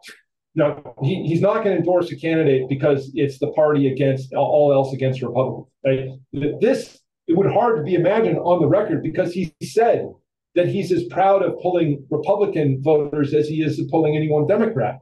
He's on record saying he's proud that President Trump considers him a genuine guy with a lot to offer. I paraphrase, but he says he's proud. So hard to imagine that a guy with pride would say be all in for anything party, given that he's out to redeem that party. So a party that has not demonstrated to him, I think he's given himself out, and I think he's actually extremely smart guy. I don't think he's just accomplished and precocious and gifted and all that. I think he's extremely sharp. And I think he has an intuition and instinct for politics that being in it so close to it, right? That's not second to none, but just right up there. And so he has established that what he's out to do is redeem this. If it does not redeem, and he's been so out there with this, if it has not redeemed itself, he has no reason to endorse anything. Yeah. So that's how I see it. And I know that people have sort of put him on the spot. I think it's kind of I get the question, but I think it misplaces what, it misconstrues what he's doing. I think the question kind of misses that point. I think the point taken is, would he consider independent in the general? He's already said in several interviews. And he said no. He said absolutely not, that he won't. And so that means, I think this is the fundamental point you're asking, that he basically has set himself up for failure and all of his supporters for a foregone disappointment. Tulsi Gabbard had to endorse Biden. The DNC contract or whatever she was because she has a book that's coming out in a couple of months about why she left the Democratic Party. And even Tulsi, she's an independent now, but is that going to be RFK? Is he just going to be? Is he going to declare himself an independent after the Democratic Party shafts him like they shafted Bernie and everyone else before? I mean, to be continued, but I don't think so. I don't know I'd like to hear more of this account of Tulsi and what she had to do. I mean, endorsements are so cheap, they're so coerced. They're like bend the knee in Game of Thrones, where you bend the knee and everyone's like, yeah, I'll bend the knee, but my fingers are crossed behind my back. I mean, it's really right. It's not. It's doesn't add up to much. I mean, it's endorsing Biden. I mean, and again, I'm sort of we'll come back and we'll keep talking to you, but I don't think Biden's going to be in. There are a lot of signs indicating, first of all, that they're leaking out the Hunter stuff is getting leaked. It's getting leaked out, right? And that's taint that he can't escape. That his befuddlement is a running joke. And that's what it's worrisome from the standpoint of the finger on the trigger, to say the least, right? The gaffes are just, I mean, the butt of jokes in ways that Gerald Ford never was that, right? Right, the Gerald Ford gaffe, right? He was prone to fall, fell a couple times, and it ruined his career, what was left of it. So Chevy Chase playing with that back in SNL days 1.0. Now I'm really dating myself. So, but that Biden, I mean, it's spectacular. So I've been wondering, but after hearing Iversen hash it out, I think it's a very strong point that they're going to bait switch of the century is coming at the convention. Well, Professor Witt, we're actually going to, if we can, have you back on relatively soon, because there's a lot more that I want to talk about, not just even the two articles, just this conversation has been so stimulating. And there's more I want to talk about as far as Trump was concerned, and even you cite Kim Iversen a lot. I have followed her some over the years, and she was another one of those Tulsi adjacent people.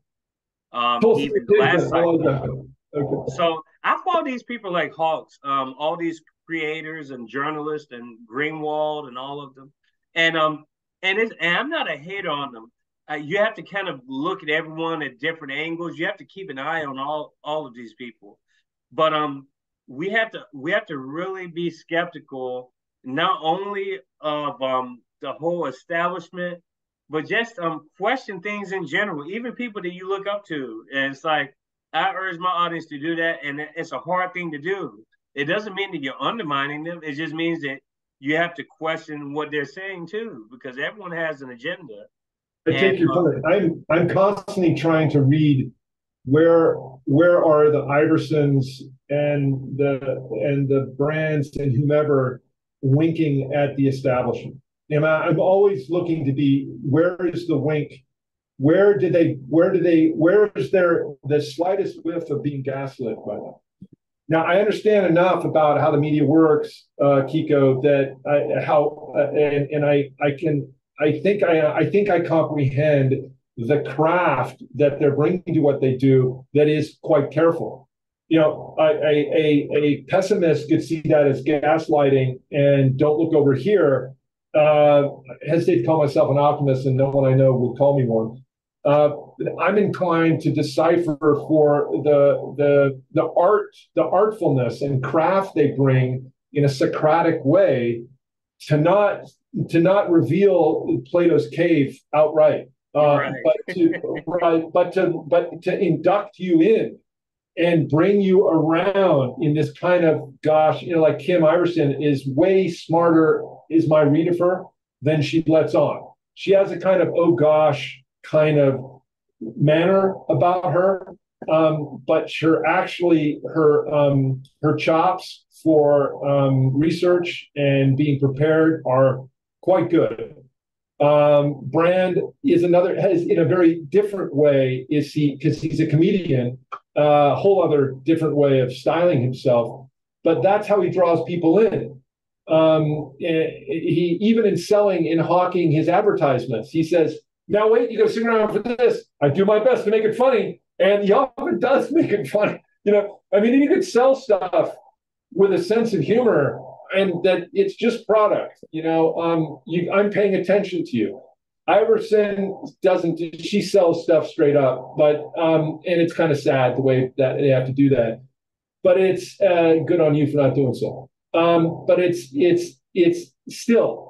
There's craft there, and it's a portfolio of work. What is the trajectory of their work? Iversen had to leave the hill rising because of COVID. I had to leave one way or the other, and so that I'm paying attention to you at this point. Does it mean I completely trust? No. That doesn't mean I admire you. It's beside the point whether I admire you. It's what I'm paying attention to you now. Tucker Carlson, I'm paying attention to you. As I pay attention to other voices on the right, because are you saying something? Are you taking some chances? I'll pay attention. Anyway, you got to go. Yes, beautiful people. I am going to link Matthew Witt's information in the episode description. This was a wonderful episode 53. And like I said before, Matt is probably going to be on relatively soon. I'm talking about within a month or so, because we have so many things to cover. And I love that Professor Witt has shown love to the forum. And that is mutual love, because I followed some of his work, the short amount of time I've known Matthew Witt, and I've loved what I've read. And we're going to continue to have these conversations. And beautiful people, enjoy your day. And you as well, Professor Witt. Thanks for being on the show again. And we can't wait to have you back. It's a pleasure. Looking forward, people. Absolutely. See you later. Cheers. I don't know who's next, but hey, we got a line of guests, probably 20 to 30 people lined up for the next few months. So we have a lot in store for the forum. Enjoy your day. Thank you.